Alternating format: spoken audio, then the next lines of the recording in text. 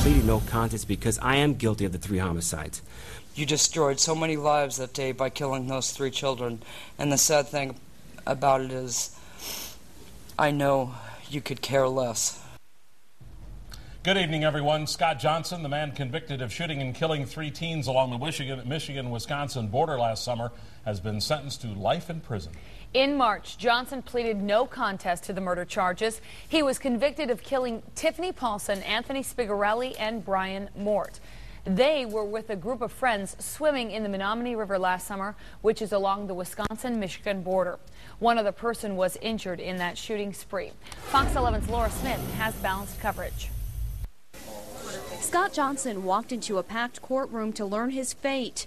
Prosecutors asked Judge Timothy Duquette for the maximum sentence and to deny Johnson parole, calling the defendant a weak, heartless man. What can this court do but make a statement?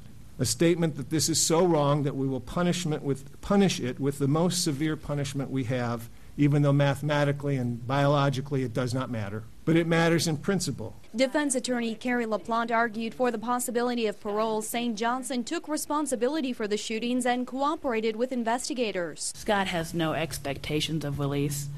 Scott understands the reality of the situation that he put himself in. Johnson read a prepared statement and expressed no remorse for his actions. What I did was no accident. However, I did not plan this 4 years ago. I started kicking ideas around in my head a few hours before the shootings. Prosecutors objected and one of the victim's family members left the room. Johnson spoke for about 20 minutes on topics ranging from his interrogation after the shootings to his distaste for the media. He also described how good he's got it in jail. Johnson even ended by quoting lyrics from Louis Armstrong's "What a Wonderful World." I see trees of green, red roses too. Judge Duquette called Johnson delusional and paranoid and called his speech a mess of rambling statements.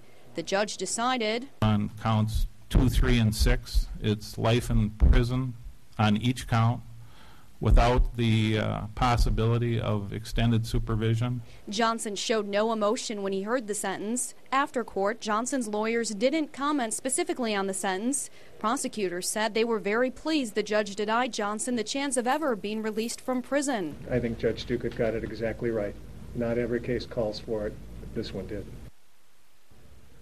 Johnson's attorneys say they have discussed an appeal with their client and he will make a decision soon. Now, Johnson could still face federal charges because the deaths happened in 2 states.